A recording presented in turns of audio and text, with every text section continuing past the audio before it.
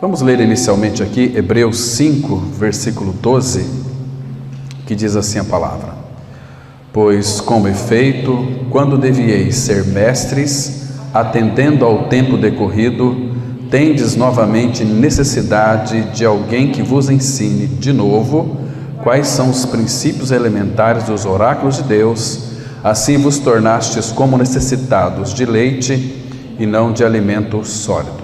Então vamos ter mais uma palavra de oração. Nosso bendito Pai, te agradecemos por esta linda manhã tão graciosa. Obrigado por esse dia que o Senhor preparou para nós. Te louvamos, ó Pai, porque nesse dia veio acompanhado de tantas coisas maravilhosas. As tuas misericórdias já se renovaram sobre as nossas vidas. Como é bom saber que elas não têm fim, elas se renovam a cada manhã e elas são a causa de nós não sermos consumidos. Como é bom saber que tu tens prazer na misericórdia. Pai, nesta manhã nós pedimos, ó Pai, que tu abras os céus para nós, nos dê, Pai, inteligência e sabedoria para compreender o que tu dizes na tua palavra. Abra os nossos ouvidos, eles estão todos consagrados ao Senhor. Queremos ouvir as tuas comunicações. Fala de uma maneira que todos nós sejamos edificados, Pai. Cuida de todo este ambiente, cuida das nossas mentes, que nós estejamos concentrados naquilo que vai ser dito, Pai. Em nome de teu amado Filho nós oramos. Amém. Queridos, alcançar a maturidade ou a fé preciosa, todos nós podemos obter da parte do Senhor. Claro que dentro daquelas normas que Ele estabelece para o nosso crescimento saudável. A Igreja de Cristo, ela vai se desenvolver dentro de um crescimento saudável e adequado quando nós estamos voltados para as Escrituras, para a Palavra do Pai. Senão, o nosso crescimento, ele vai ser desordenado, não vai ter de fato uma direção. E o Espírito vai nos dirigir a toda a verdade da Palavra, que é o Cristo vivo, que quando nós lemos a palavra, nós temos que procurá-lo. Se nós procurarmos com diligência o Senhor, nós vamos encontrá-lo na palavra, porque Ele é a palavra viva e Ele está em cada detalhe das Escrituras. Então, agora o perigo muito grande aqui, que vai impedir também o nosso crescimento, é nós lermos as Escrituras Sagradas, não encontrarmos Cristo, sermos cheios do conhecimento bíblico, sem a realidade dEle. Isso é uma tragédia para o povo de Deus. Temos que encontrar Cristo. Primeiro, que o Espírito Santo que nos foi dado vai fazer com que nós realmente desfrutemos primeiro dele, do conhecimento dele. Então depois ele vai começar, a partir daquilo que nós conhecemos dele, um processo de transformação de dentro para fora. Porque muitos querem viver um cristianismo de fora para dentro. Porque eu sou um crente, então eu tenho que andar dessa forma. Eu não posso isso, não posso aquilo. Isso não é adequado, irmãos. Nós em Cristo podemos todas as coisas, mas nem todas convêm, nem todas edificam. Então eu creio que todos nós que cremos no Senhor Jesus somos habitados pelo Espírito de Deus. E o Espírito Santo de Deus é que vai discernir em nós todas as coisas quando nós rendemos a nossa vontade a Ele. Porque a única coisa que Ele quer de nós é aquilo que nós temos. Nós só temos uma única coisa, que é nosso, e que o Pai não vai arrombar, é a nossa vontade. Se você parar para observar, nós temos, tudo que nós temos é emprestado, nos foi dado, mas a nossa vontade, desde o Éden, o Pai quer que nós voltemos para Ele de uma forma voluntária, né? Obedecemos a sua doutrina de uma forma voluntária. A sua doutrina é toda a realidade daquilo que Cristo é. Ele disse lá em Mateus 11: aprendei de mim, sou manso e humilde de coração. Então nós temos que aprender a Cristo, não aprender a respeito de Cristo. Isso os grandes professores de teologia estudam para aprender a respeito de Cristo, a respeito de determinados homens de Deus, a respeito da Bíblia, nós aprendemos a Cristo. Cristo é todo o nosso conhecimento. Nós vamos para a Bíblia para aprender a Cristo, não aprender de Cristo, porque, por exemplo, o irmão aqui pode ser um grande professor. Nosso irmão Felipe está fazendo faculdade de Física. Depois que ele terminar a faculdade, ele pode dar palestra para nós podemos aprender muito a respeito da física. Mas ainda que este querido professor seja um professor perverso, ele tem muito que nos ensinar sobre a física, mas dele nós podemos aprender muita coisa. Ele passou para nós conhecimento. Mas Cristo não, nós não aprendemos dele, nós aprendemos a Ele. Ele é toda a realidade de todo o conhecimento que nós precisamos. Então, quando nós conhecemos a Cristo, claro que, evidentemente, toda a realidade o Pai deseja formar em nós, formar de uma forma completa, para que nós nele sejamos completos. Aí nós vivemos uma vida totalmente entregue a Ele, uma vida que então a nossa vontade está subjugada a Ele, para que Ele possa fazer o que Ele desejar em cada um de nós. Então é um cristianismo que vai evidenciar a expressão de Cristo. Aí o nosso falar vai ser um falar muito doce, a nossa maneira de pensar será governada pelo próprio Senhor, mediante seu Espírito no homem interior. Então nós vamos avançar, nós vamos começar a desejar tanto o nosso amado Senhor, que nós iremos produzir em nós, pelo Espírito, respondendo ao Espírito, uma coisa chamada Maranata, vem Senhor Jesus. Nós não vamos mais nos encantar com absolutamente nada deste mundo. O nosso foco, o nosso objetivo será apenas um: Cristo. Cristo, eu quero Cristo, é Cristo. Então, queridos, Deus ele não tem 10, 100, talvez 1000 ou 1 milhão de novas verdades para a sua igreja, né? Para revelar para nós, seus filhos. Deus tem apenas uma pessoa, é o Filho. Deus não tem coisas para revelar para nós. Eu sei que muitos buscam nas Escrituras novidades, e Deus só tem uma pessoa para a gente viver uma nova vida. Então a Bíblia ela não tem novidades, irmãos, ela é muito simples, né? Claro que quando as pessoas estão estafadas, estão cansadas da palavra, os religiosos cansam, filho de Deus não.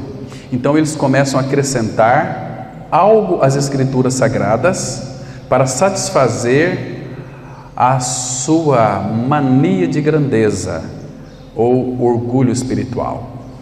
Então elas começam a verificar que a Bíblia não é suficiente, começam a querer fazer uma reformulação da Bíblia. Então por isso que eu creio profundamente, uma opinião muito pessoal, que quando a pessoa, às vezes a gente conversa, eu li toda a Bíblia, então eu já conheço. Isso aqui é muito nocivo para a vida espiritual. Aí ela vai começar a buscar revelações, vai querer ouvir vozes. Paulo diz lá em 1 Coríntios 7, há muitas vozes no mundo. Como nós podemos identificar a voz do nosso amado Senhor? Pela sua palavra. Claro que nós tratamos algum tempo atrás sobre como conhecer a Deus intuitivamente. É uma maneira muito profunda de ouvirmos a voz do Pai.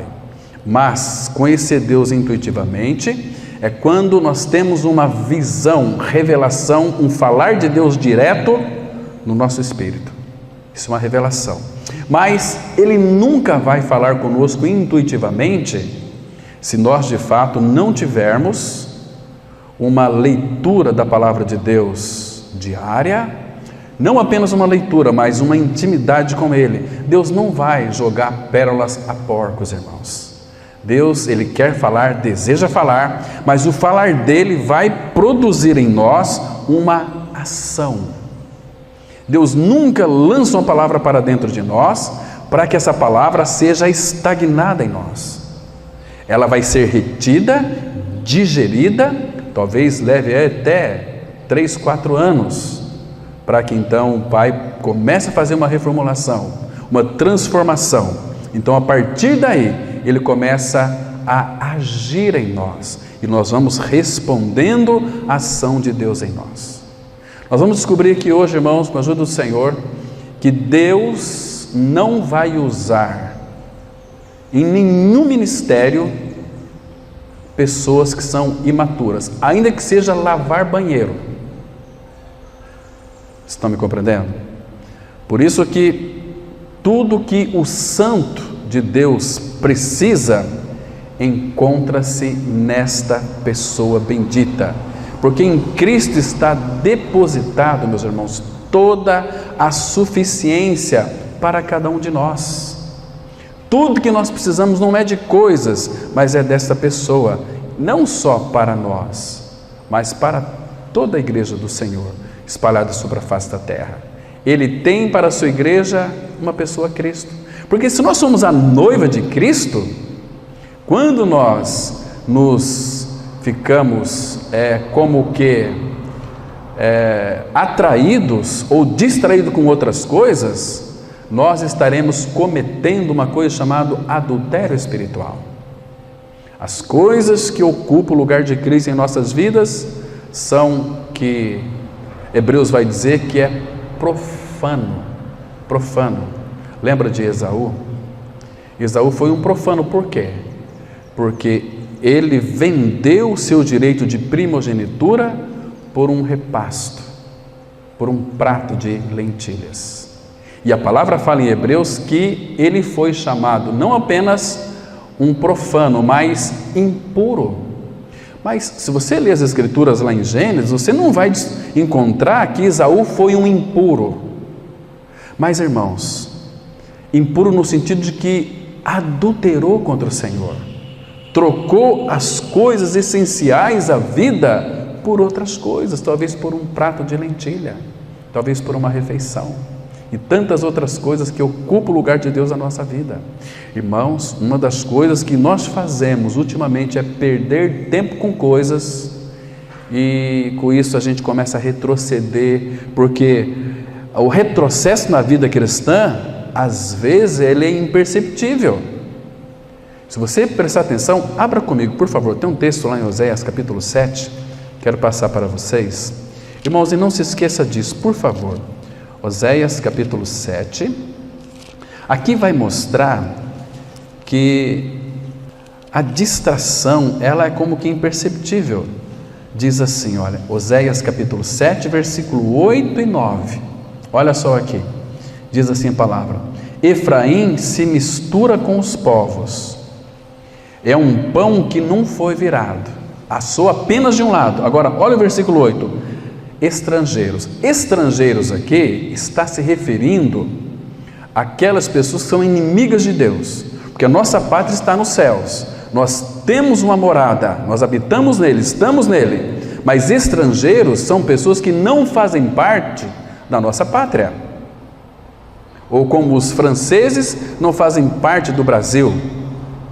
Mas se tiver franceses lá que creram em Cristo, eles são a família bendita do Senhor, na qual nós também pertencemos. Mas estrangeiros é qualquer pessoa que não tem a vida de Cristo, que não professa Cristo. Então, estrangeiros lhe comem a força espiritual, e ele não sabe. Também as cãs se espalham sobre a cabeça e ele não sabe. Percebe que estrangeiro lhe come, lhe rouba as forças e a pessoa não sabe. Ela começa a viver uma vida acostumada com um ambiente ímpio, porque é muito bacana, muito legal, muito gostoso. Então, aí o que está acontecendo? Estrangeiro estão roubando a força e as pessoas não sabem. E assim, irmãos, assim a vida cristã. Se nós nos distrairmos de Cristo, significa que, de alguma maneira, estrangeiros vai comer a nossa força, a gente não sabe. Foi assim também com Sansão, vocês se lembram? Lá em Juízes, quando de fato ele se misturou com os povos, Deus disse para não se associar com outros povos, ele se associou com outras mulheres, inclusive Dalila. O que foi que aconteceu? Ele perdeu a sua força. Mas aí, queridos, o que Sansão perdeu? Não apenas a sua força espiritual, mas ele perdeu também a visão espiritual, porque aqueles homens vazaram os seus olhos. Então ele não vivia uma vida ascensional com o Senhor, de crescimento à maturidade. Lembra que depois que ele ficou cego, eles usaram a força dele para empurrar aquele moinho? Então ele circulava, mas não ascendia. Ele perdeu a visão espiritual. Irmãos, se nós perdermos a visão espiritual, é algo tão terrível, irmãos. Sem visão espiritual nós vamos andar sem direção, sem visão. Por falta de visão o povo se corrompe. Então é um assunto muito importante aqui, naquilo que concerne visão espiritual. Devemos orar ao Senhor. Queridos, nós não podemos, em hipótese alguma, de maneira nenhuma, viver uma vida profana com o nosso amado Senhor, porque as coisas estão aí tentando de alguma maneira comer as nossas forças. Às vezes a pessoa não sabe. Eu estou na graça, eu creio em Cristo, mas a sua vida espiritual com o Senhor tem sido roubada, tem sido comida, e a pessoa não sabe. Então há uma fraqueza espiritual, e o que é um perigo muito grande é que Satanás vem e cauteriza a mente. Aí diz, né, tudo normal. Não é normal, pode ser comum, porque tudo que é normal tem que passar pelo crivo das Escrituras Sagradas para entrar dentro de uma normalidade espiritual. Pode ser comum, mas não é normal. Então, queridos, nestes dias que estamos vivendo, é uma época de apostasia da fé, é uma época terrível, onde o mundo tem engolido as nossas forças espirituais. Temos que vigiar e orar para não cairdes nas tentações. Quando fala tentação, não é coisas ruins, são coisas boas. Quando Satanás vem para nos destruir, ele manda até nós pessoas boas, pessoas agradáveis, pessoas simpáticas, pessoas que a gente como que tem um prazer estar diante delas. Não são assim? Mas é um engano terrível, irmãos. Um engano muito terrível. Se nós não vigiarmos, nós vamos cair na esparrela de Satanás, porque Satanás não vai trazer pessoas ou coisas ruins para lhe destruir. Eu quero te destruir, eu quero acabar com a sua vida. Não, ele vai trazer pessoas muito boas, porque Satanás usa o seu material bélico para nos destruir. São as pessoas boas que são destituídas de Cristo, e elas vão nos arruinar. Então não há um crescimento. Irmãos, para vocês terem uma ideia, o Espírito Santo leva muito tempo nos corrigindo, nos advertindo, nos admoestando. Então ele gasta muito tempo, é muita perda de tempo conosco que ele tem. Se nós respondêssemos ou vivêssemos uma vida em união com Cristo, verdadeiramente, claro que o nosso crescimento seria maior do que nós imaginávamos. Nós iríamos nos encantar com o nosso Senhor. O Senhor iria nos surpreender constantemente, nos alegrar. Era muito gracioso e precioso. As reuniões da igreja seriam muito mais alegres. Seriam como que bastante eficazes, porque nós viríamos para a reunião da igreja e certamente sairíamos edificados, iríamos passar para todos aquilo que o Senhor tinha comunicado aos nossos corações. Mas o grande perigo é que Satanás venha e queima a nossa consciência espiritual da presença dele com ferro quente. Então, como que se nós não lêssemos a Bíblia hoje, não faria nenhuma falta, porque amanhã eu vou ler, não é assim? E assim sucessivamente. Então, Satanás tem ganhado muito terreno na vida do povo de Deus, porque nós somos negligentes, às vezes nós não desejamos crescer. Quantas pessoas estão aqui nessa cidade que conhecem o verdadeiro Evangelho da Graça, mas por que eles retrocederam e nem saem de casa para ouvir a palavra? Sabe por quê? Estão com a mente cauterizada, não cresceram no Senhor. Então são pessoas que estão perdidas, amarguradas, angustiadas, doentes, enfermas, mas na sua alma. Há uma necessidade para a maturidade espiritual. E a cada dia que passa, irmãos, como eu disse aqui, me referi anteriormente, Deus, Ele não tem novidade na sua palavra, mas cada dia tem sempre algo novo. Tem sempre uma pitada ali de uma coisa muito gostosa. Parece que o sal fica mais gostoso, o tempero fica mais gostoso quando nós então participamos da pessoa de Cristo, desfrutamos de Cristo. Muitos não desfrutam de Cristo, estão querendo as coisas de Cristo. Comece a desfrutar dele, que as coisas dele serão uma consequência para a minha e para a sua vida. Nós precisamos dele, irmãos. Por isso que ter a Cristo é possuir de alguma maneira coisas pertinentes a ele mesmo. Porque, queridos, o Espírito Santo já nos encanta com a palavra linda e maravilhosa. Tem um texto de Romanos 8:32 que a Bíblia diz assim, que aquele que não poupou seu próprio filho, antes por todos nós o entregou, porventura não nos dará com ele graciosamente todas as coisas? Então em Cristo o Pai vai nos dar para nós todas as coisas de uma maneira graciosa. Graciosa porque nós saberemos que é do Senhor, e graciosa porque aquelas coisas não irão nos corromper e trarão muita alegria para nós. E nós vamos descobrir que aquelas coisas não eram muito daquilo que nós precisávamos, mas precisávamos dele. São coisas maravilhosas, são bênçãos que ele acrescenta em nós, mas o nosso coração tem que ser voltado para Cristo. Eu quero conhecê-lo.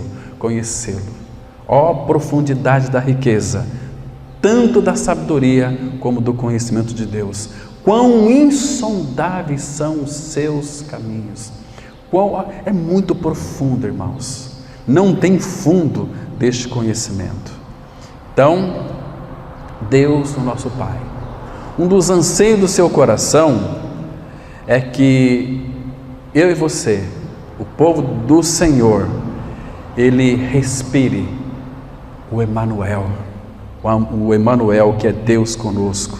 Por isso que o Pai Celestial, ele quer ouvir o pulsar do coração do seu Filho no seio da igreja. O Pai está buscando em nós, não coisas, não quanto que nós sabemos de Bíblia, não quanto que nós oramos. O Pai tem buscado em nós o quanto que nós temos do Filho formado em nós. É isso que ele busca, é isso que ele procura, meus irmãos. Então, Cristo, ele deve ser a única motivação para a reunião dos santos. Nós não podemos ter outra motivação a não ser conhecer a Cristo. Conhecer a Cristo mais e mais deve ser a nossa motivação. E outra coisa, meus irmãos, que é muito importante, o cristianismo não está fundamentado. Olha, por favor, preste atenção. O nosso cristianismo, ele não está fundamentado naquilo em que cremos, mas em que cremos. Estão me compreendendo? Porque tem muitas pessoas que creem na Bíblia e se fundamentam ali as suas doutrinas, até a sua vida com Deus, mas eu não vejo uma forma adequada. Volto a repetir, o nosso cristianismo não está fundamentado naquilo que nós cremos, mas em quem cremos. Por isso que hoje a grande maioria das ministrações são sobre as histórias bíblicas. Eles creem naquela história, não é errado, mas isso não vai trazer de alguma maneira um alicerce que irá fundamentar a vida da igreja. É Cristo, a primazia. Então ele tem que ser a nossa primazia em nossas reuniões. O nosso alvo, o nosso foco não deve ser outros, meus queridos irmãos. Falamos aqui na quarta-feira sobre a importância de um avanço espiritual. E nós analisávamos que Cristo ainda não voltou para buscar a sua igreja, porque a igreja, claro, que não está preparada ainda, né? Mas tem muitas pessoas que dizem assim, não, é porque Cristo ainda não preparou lugar para nós. Aquele texto lá de João 14, verso 3. E quando eu for e vos preparar lugar, voltarei. E quando eu for e vos preparar lugar, voltarei e vos receberei para mim mesmo. Agora, irmão, pensa um pouquinho. Você acha mesmo que Cristo não preparou lugar ainda? Claro que Ele preparou. Por que nós sabemos disso? Porque lá em Mateus 25, versículo 34, está escrito assim: Vinde, benditos de meu Pai, entrai na posse do reino que está preparado desde a fundação do mundo. Então, está preparado. É que o nosso Senhor, Ele é tão gracioso, que se dissesse que estivesse preparado, nós então talvez viveríamos uma vida tão angustiada.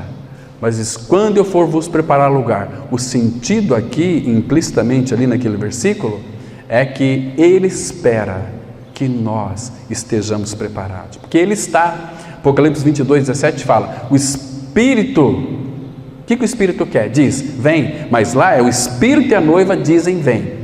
Quando o Espírito que quer, porque as coisas que Ele preparou para nós, a nossa morada, é Ele mesmo. Então Ele está preparado para as grandes bodas do Cordeiro. O problema é que nós não estamos preparados ainda. Estão me compreendendo?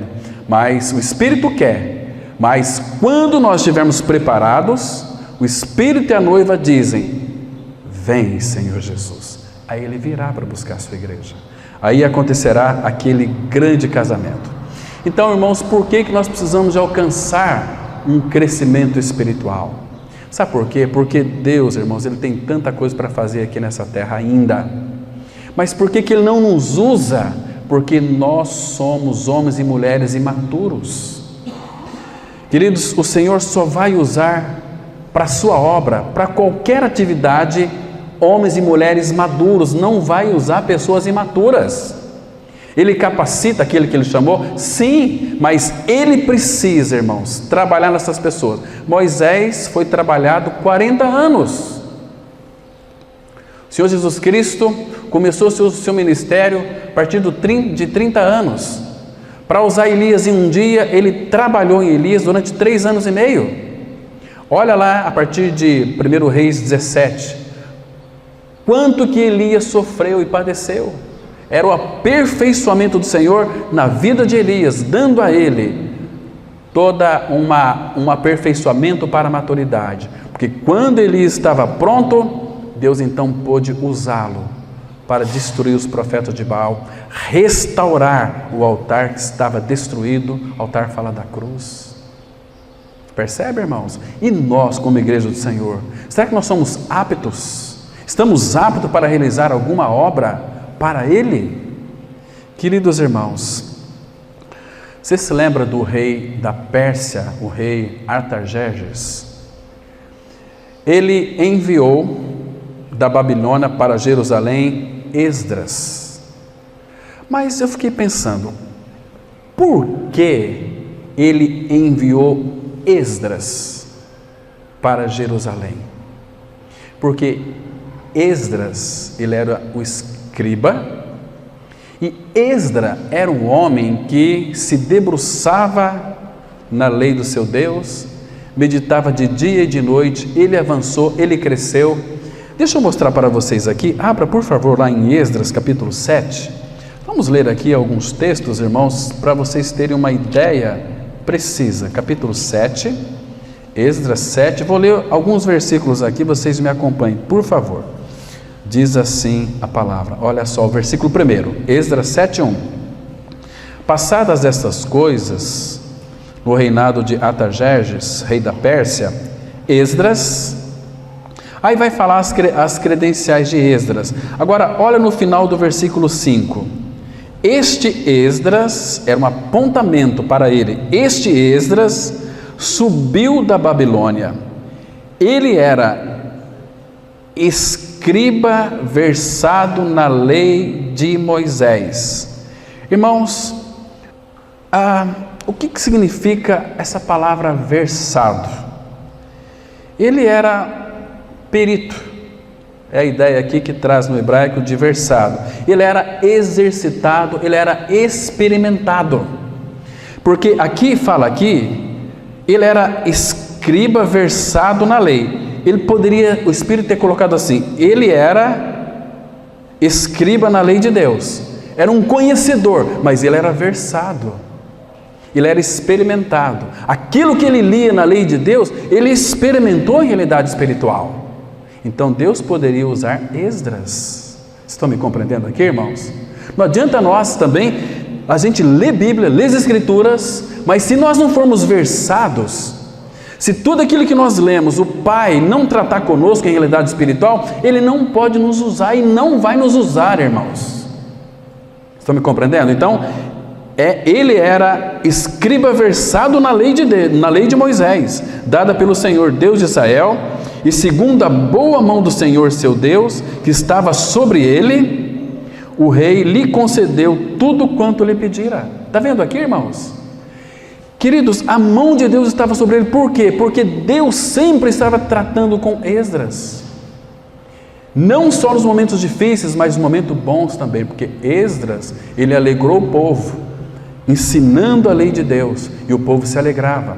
Irmãos, quando nós pregamos para alguém crê, queridos, nós somos muito edificados, isso é tremendo. Agora, olha o versículo 10, porque Esdras tinha disposto o coração para buscar a lei do Senhor, e para a cumprir, e para ensinar em Israel os seus estatutos e os seus juízos. Por isso que Deus o enviou para lá. Estão entendendo aqui, irmãos? Ele era um homem maduro. Ele não apenas conhecia, mas de fato, ele a cumpria na dependência do Espírito. Isto é tremendo, isto é maravilhoso. Mas muitos querem ser usados pelo Senhor, mas não são trabalhados pelo Senhor. Então o Senhor não pode usar essa pessoa, que é imatura. Irmãos, Deus não vai confiar as suas obras, a sua palavra, para pessoas incapazes, para pessoas que são negligentes. Maldito aquele que fizer a obra do Senhor relaxadamente. Às vezes Deus nem pediu para fazer e eles insistem em fazer e realizar. Por quê? Porque precisam de fazer, se sentem bem intelectualmente fazendo. Tem aquelas catarses psicológicas, aquelas purificações psicológicas, como muitos, hoje eu fui no culto, foi tão gostoso o culto para mim hoje. Queridos, o culto não foi para você, o culto foi para o Senhor. Estão me compreendendo? Então isso nós temos que analisar, meus irmãos, porque o Senhor quer em primeiro lugar purificar a nossa alma. Como então que nós vamos purificar a nossa alma? Lembra de 1 Pedro 1, versículo 22? Está escrito assim: purificando a vossa alma mediante a obediência à verdade. É quando nós respondemos ao Senhor, obedecemos ao Senhor, é que a nossa alma, ela será então purificada. Caso contrário, não vai ser. Nós vamos querer fazer as coisas para o Senhor, queremos expressar muitas coisas, mas sem realidade espiritual, irmãos. O cristianismo nosso começa a ficar um cristianismo como que mofado, água com leite. Entende? Então aqui o escritor Hebreus diz o seguinte: como efeito, este como efeito é o efeito que a palavra operou neles, ou pelo menos tinha que operar, porque a palavra de Deus, ela é viva e eficaz, ela tem uma eficácia quando entra em nós. Agora, se nós não respondermos, com efeito, quando devieis ser mestres, atendendo ao tempo decorrido, tendes novamente necessidade de que alguém vos ensine de novo. Por isso que a gente sempre vai estar pregando aqui, uma vez outro, o novo nascimento, porque temos que voltar atrás, para que as pessoas não querem crescer. Então vamos dar leitinho aqui. Jesus te atraiu na cruz, te crucificou, te fez morrer, te sepultou, ressuscitou juntamente com Ele. Nós gostamos daquele texto, de Gálatas 2:20, já estou crucificado com Cristo, vivo não mais eu, mas Cristo vive em mim. Mas em Gálatas 4, versículo 19, você tem dado ênfase àquele texto lá, meus filhinhos, por quem de novo sofra as dores de parto, até ser Cristo formado em vós. Isso que o Pai quer. Mas é isso que nós queremos? Meus irmãos, vamos avançar um pouquinho aqui e considerar alguns pontos importantes para nós então alcançarmos a maturidade.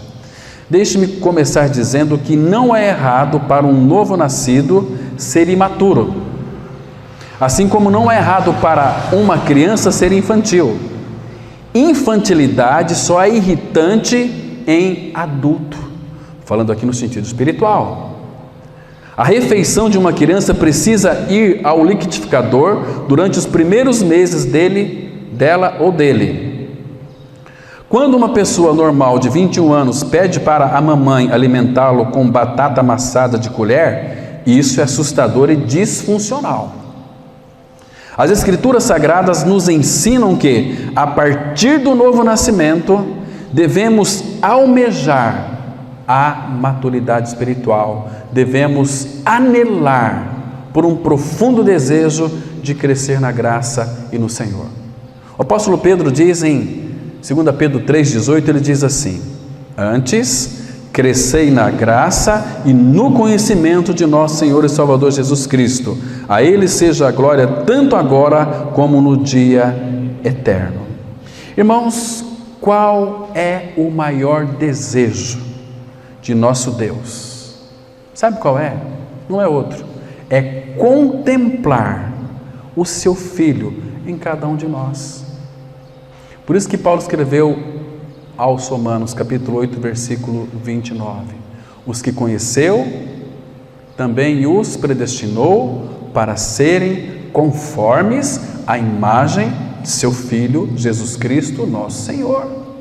Então o Pai não quer outra coisa a não ser contemplar o seu bendito Filho em nós. Entende, irmãos? Isso faz toda a diferença para a nossa vida.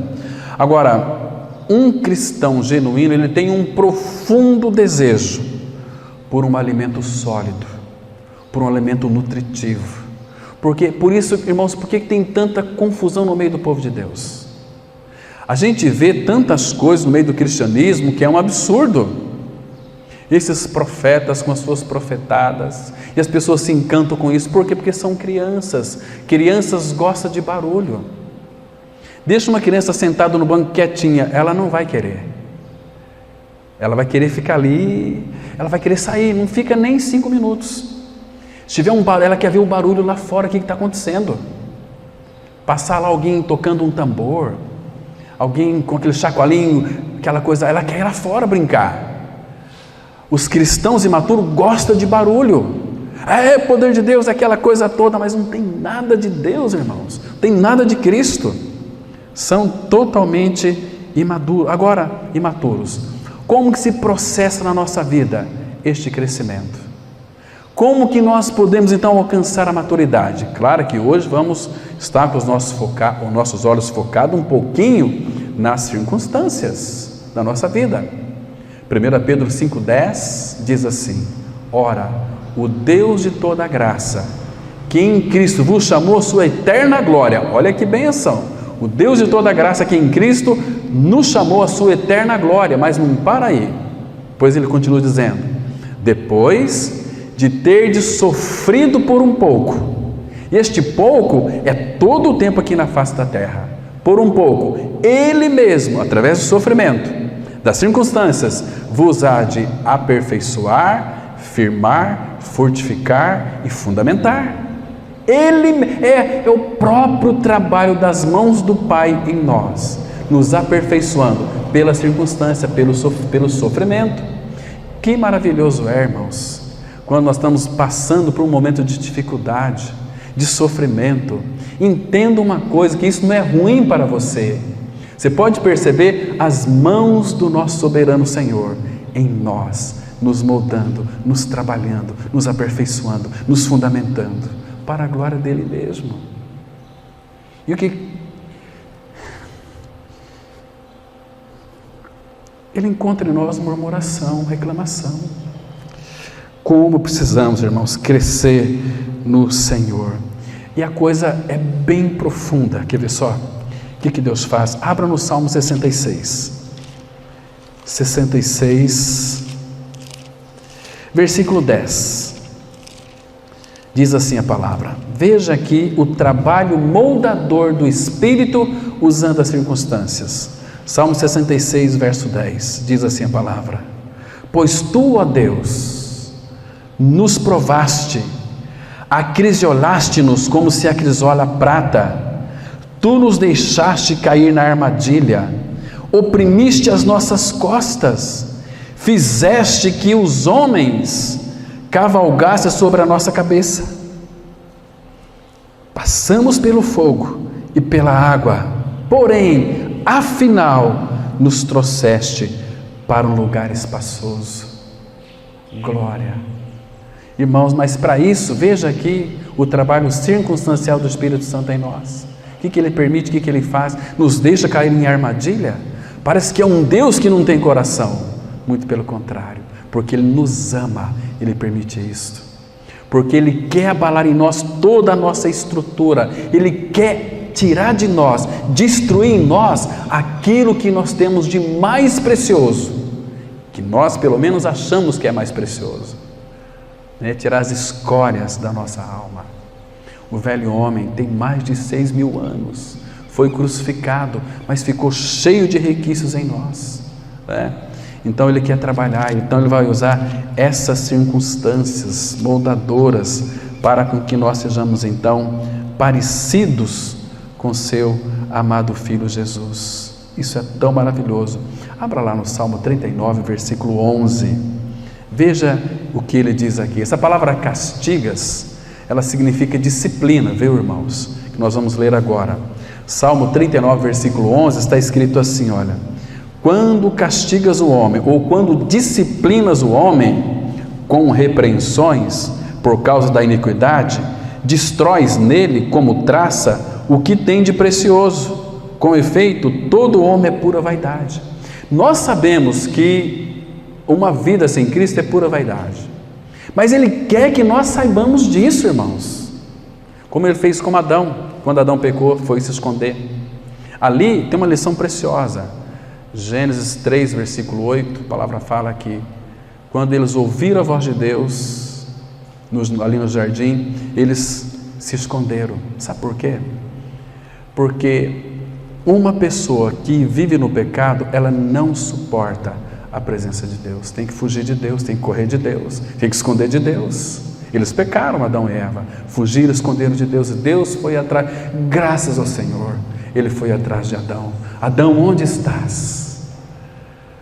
Deus sabia onde é que Adão estava, mas Ele queria que Adão soubesse a condição em que ele se encontrava. Estão me compreendendo? Ele quer saber. Deus usa essas situações dolorosas na nossa vida, porque Ele quer que nós saibamos o que está no nosso coração. Ele já sabe. Jeremias 17, versículo 9 e 10 vai dizer que o Senhor esquadrinha o coração. Ele conhece o nosso íntimo melhor do que a nós, mas o desejo do Pai é que nós saibamos o que tem no nosso coração. Então o que Ele faz conosco?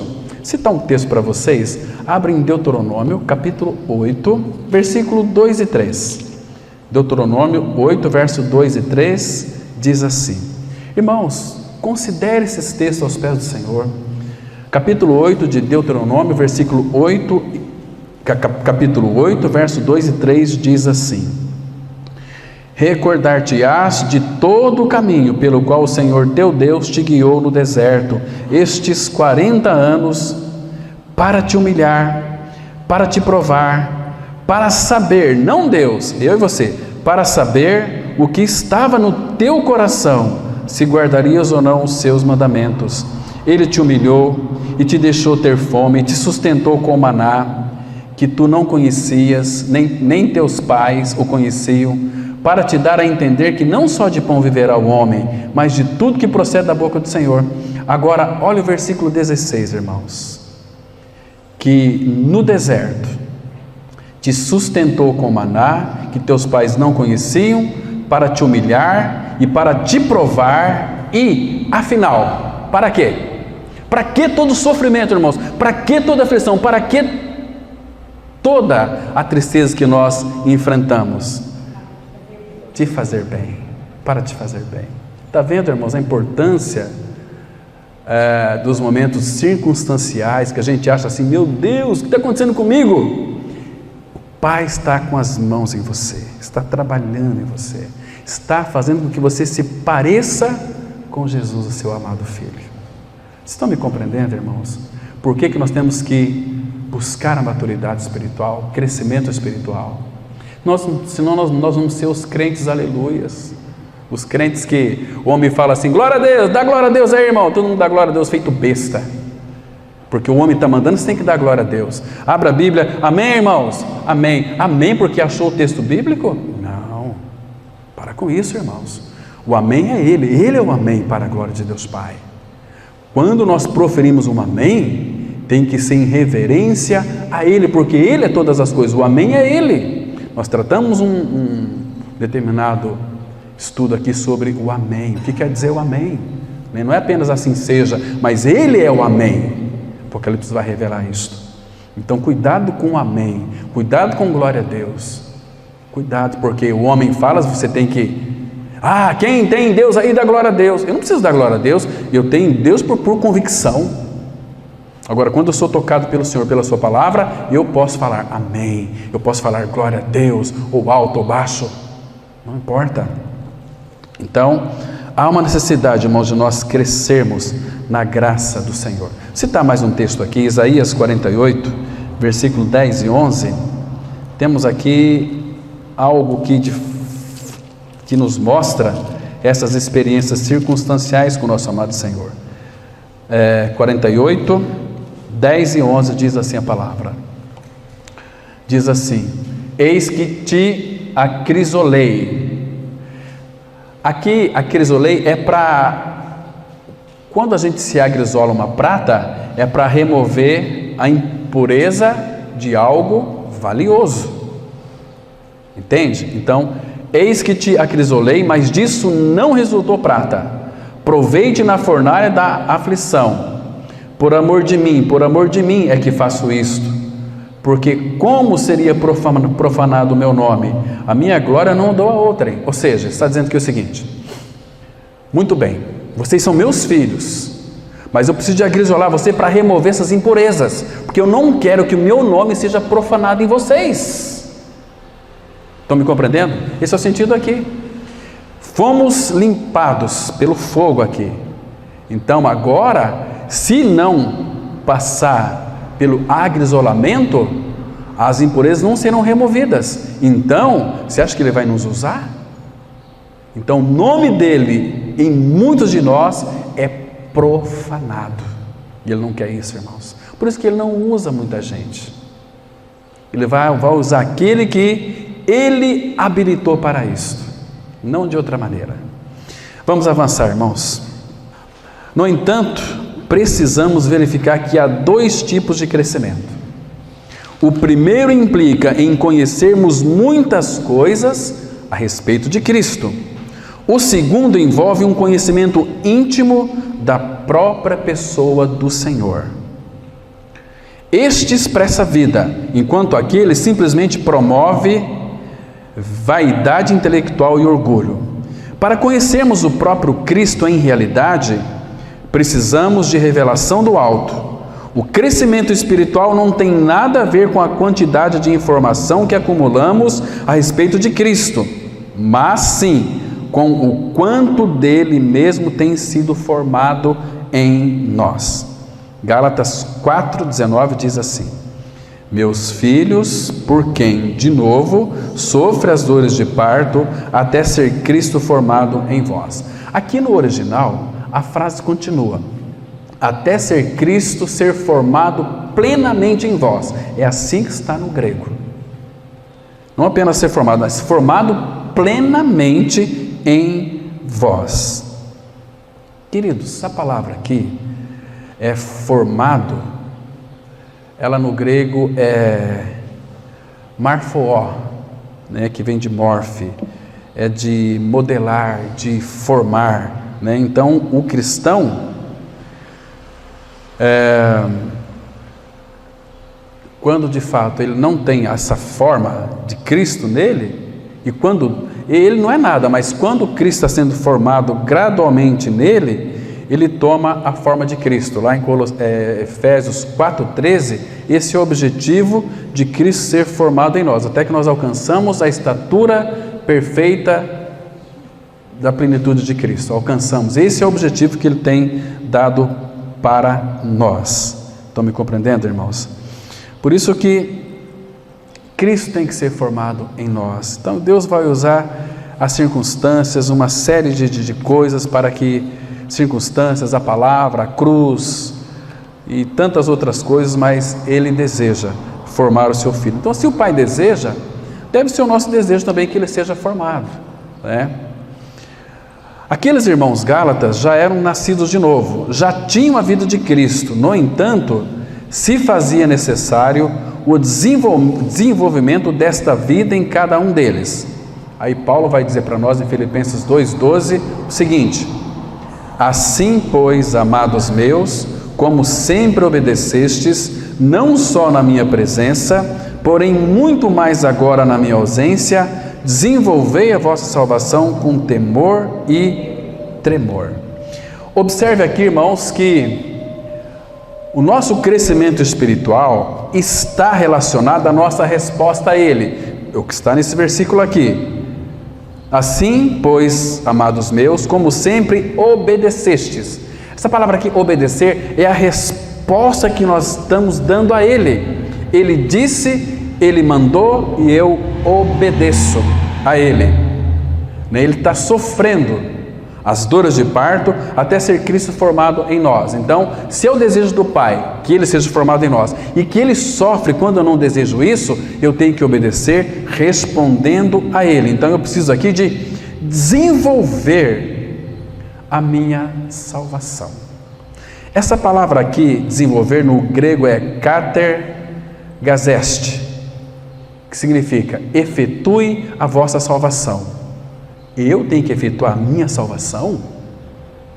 Mas no versículo 13, presta atenção, que Deus nos regenerou através da obra na cruz. Agora no caminho da cruz, Ele quer salvar a nossa alma, mas junto conosco, desenvolver a vossa salvação. Ele está dizendo para nós, vocês têm que progredir, vocês têm que avançar, vocês têm que olhar para uma direção só, e esquecer das coisas que para trás ficam, e avançar, prosseguir para o alvo. Percebe? Então, e aí o versículo 13 diz assim: porque é Deus quem opera em vós, tanto querer como realizar segundo a sua boa vontade. Mas Ele quer que nós desenvolvamos junto com Ele, compatível com Ele. Deixa eu tentar explicar de uma outra maneira, para ficar mais claro. É mais ou menos assim: o apóstolo Paulo, ele foi um homem maduro, mas se você vê a ascensão que Paulo teve no Senhor, ele sofria. Hoje o irmão estava até comentando, achei muito engraçado, quando manda uns missionários, ou próprio nós, quando vamos pregar para determinado estado aí do Brasil, os irmãos nos tratam muito bem, né? É hotel de primeira, comida especial, o que você gosta, dá presentes. Mas antigamente, quando Paulo saía para pregar o Evangelho, quais eram os presentes que Paulo recebia? Chibatada, era injuriado. Hoje está muito fácil, irmãos, hoje está muito fácil, né? Então Paulo apanhava. Então a determinação divina, segundo esse texto aqui, desenvolver, a nossa vontade precisa operar juntamente com a vontade dele, porque ele quem opera, mas eu tenho que desenvolver a minha salvação com temor e tremor. Então, quando Paulo já estava maduro, o que ele disse lá em 1 Coríntios 15:10? Olha, eu trabalhei mais do que todos eles, eu desenvolvi, mas não eu, mas a graça de Deus comigo, a graça cooperava comigo, a graça me dava suporte, a graça era plataforma, eu trabalhei, eu desenvolvi, eu trabalhei, mas era Deus quem operava nele. Então ele dizia assim: Senhor, estou aqui, estou pronto, é para apanhar? Vamos. Vai lá, eu quero que você fale em Roma. Estou pronto, Senhor. Paulo nunca disse um não para o Senhor. Nunca, absolutamente. Pedro já disse, não, Senhor. Mas Paulo, e outra coisa, um detalhe que é importante, Paulo, ele diz que lá em 1 Coríntios, que servia ao Senhor por amor. Então, um detalhe que é muito importante, o Senhor pegava Paulo, levava para lá, trazia para cá, mas nunca foi contra a vontade de Paulo. Então o Senhor poderia usar Paulo, porque sabia que Paulo, nele encontrava sempre as respostas. Paulo, eu quero que vá para lá. Paulo queria pregar na Ásia, o Espírito fez com que ele visse aquele macedônio, gritando, um homem, para pregar para a multidão, não, foi lá, deixou todos para pregar para o macedônio. E ali começou a igreja em Filipos. Olha que coisa linda que Deus faz, irmãos. Então Paulo estava muito conectado com o nosso Pai Celestial. Então Deus podia usá-lo. Irmão, é tão bom quando o Pai pode contar conosco. Quando Cristo pode contar conosco. Eis-me aqui, Senhor. Aí eu não posso porque eu tenho que fazer determinada coisa. Aí eu não posso porque eu tenho que ir lá. Eu não posso por aquilo, por aquilo. Gente, Ele não pode contar com nós. Então Ele tem que nos prensar. Para a gente moer a gente, até falar, Senhor, oh Senhor, está difícil a vida. Meu filho, eu quero te usar, mas você não responde. Ou você acha que Cristo nos salvou foi apenas para nós sermos libertos do inferno? Claro que não, irmão. Claro que não. Leia a vida de Moisés. Ah, irmãos, como nós precisamos. Como nós precisamos. Em 1 Coríntios 15, 58 fala que todo trabalho no Senhor não é vão. Se o nosso trabalho no Senhor não é vão, os outros, ficção, tudo vão. Vaidade. Ah, irmãos, nós precisamos crescer no Senhor. Nenhum filho de Adão pode compreender a realidade espiritual se o Espírito Santo não lhe der luz. Isto significa que todo conhecimento bíblico divorciado da luz da revelação leva o seu possuidor a uma arrogância espiritual. 1 Coríntios 1, 8, 1b e 2 diz assim: o saber ensoberbece, mas o amor edifica.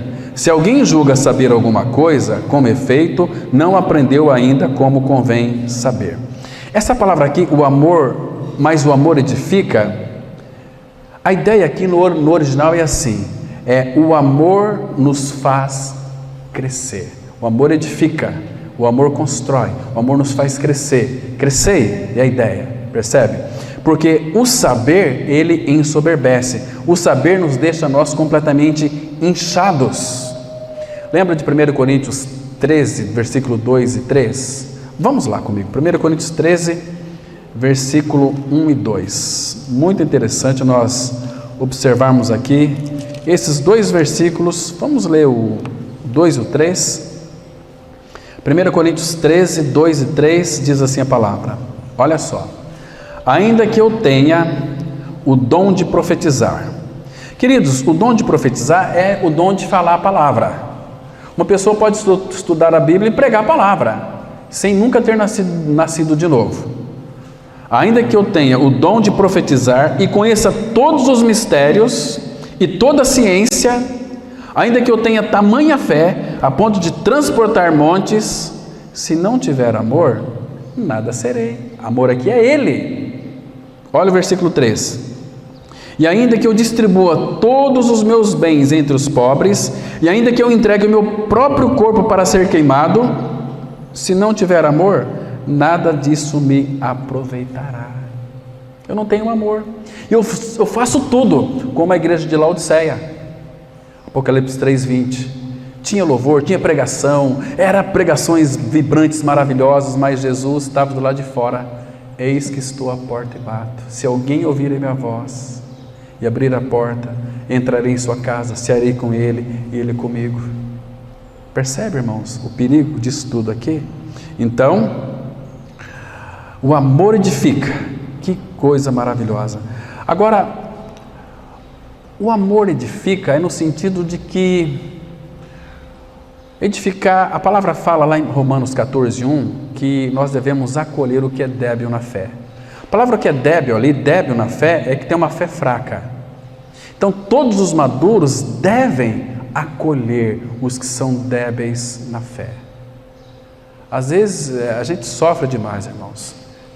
com irmãos que são débeis na fé, que têm dificuldade de se reunir como igreja do Senhor. A gente sofre e às vezes a gente se explode e lança uma palavra e fere aquele irmão, mas não é assim que o Senhor quer. É para acolher. A obra é dele, as almas são dele, todas as almas são minhas. Então nós não temos o direito, irmãos, e eu confesso que já machuquei muita gente pela minha imaturidade, né? Às vezes ligava: você não quer ir na igreja hoje? Por quê? Ontem fiquei com uma vontade de dar uma resposta para uma pessoa, mas não, tem que acolher o débil na fé, tem que ser paciente, tem que ir com carinho, tem que ir com amor, tem que ir com destreza, porque o Senhor foi assim conosco também. Ele amou, doou, Ele teve tempo conosco, passou tempo conosco. Percebe, irmãos? Então temos que acolher esses irmãos débeis na fé. Ninguém cresce espiritualmente só pelo fato de aprender verdades bíblicas, mas sim quando conhece a verdade que a Bíblia revela. Não basta apenas ter um ensino correto sobre Cristo, devemos ter uma intimidade com Ele. Vejamos agora que tipo de conhecimento Paulo almejava. Filipenses 3:8 diz assim: e na verdade tenho também por perda todas as coisas, pela excelência do conhecimento de Cristo Jesus meu Senhor, pelo qual sofri a perda de todas estas coisas e as considero como esterco para que possa ganhar a Cristo. Excelência do conhecimento, aqui é hiperchekon, que significa não há algo superior a isso no grego. Não existe algo superior a isso. Superior a quê? A conhecer Cristo. Paulo já conhecia Cristo, mas ele perdia tudo, sofreu a perda de todas as coisas para ganhar a Cristo, para conhecer e o poder da sua ressurreição. E não era só no Novo Testamento não, irmãos. Irmãos do passado também se expressava isso. Tem um texto aqui, no Salmo 73, verso 25. Olha o que o salmista disse aqui, que palavra linda, irmãos. Se isso fosse verdade em nosso coração também, como nós estaremos perto de um crescimento genuíno. Olha aqui o que o salmista disse, Salmo de Asaf, Salmo 73, versículo 25, diz assim, ele faz uma pergunta: quem mais tenho eu no céu? Não há outro em quem eu me compraza na terra. No céu só tem um, aqui na terra não tem outro que eu me compraza só em ti. Então, não importa as coisas que eu tenho, que eu vou possuir, que talvez eu ame. Não, só há uma coisa que eu me compraza na terra: a ti, Senhor. A ti, Senhor. Irmãos, esse tem sido o anelo do nosso coração.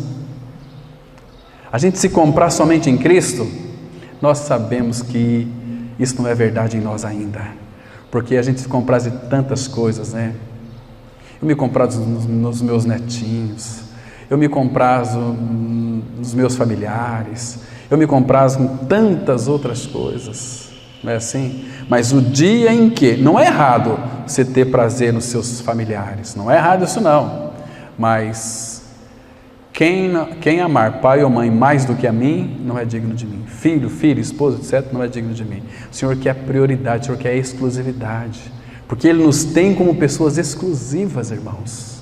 Você é exclusivo do Senhor, você é muito especial para Ele hoje. Antes não era, mas hoje, por causa de Cristo que habita em você, você é uma pessoa especial para Ele, muito especial. Então Ele tem que ser especial para mim também. E Jesus orou lá em João 17,3, e a vida eterna é essa, que te conheçam a ti, como o único Deus verdadeiro, a Jesus Cristo a quem tu enviaste. Queridos, é uma coisa só. Paulo disse lá em Filipenses 3, uma coisa faço, esquecendo-me das coisas que para trás ficam. Salmo 27, uma coisa peço ao Senhor e a buscarei.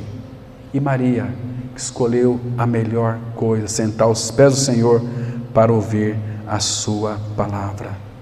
2 Pedro 1, versículo 2, que diz assim: graça e paz vos sejam multiplicadas no pleno conhecimento dele. Irmãos, quantas e tantas riquezas Ele tem para nos acrescentar. Como que Ele vai nos acrescentar? Nós conhecermos aquilo que nós já temos. Temos Cristo, mas nós conhecemos tão pouco dele.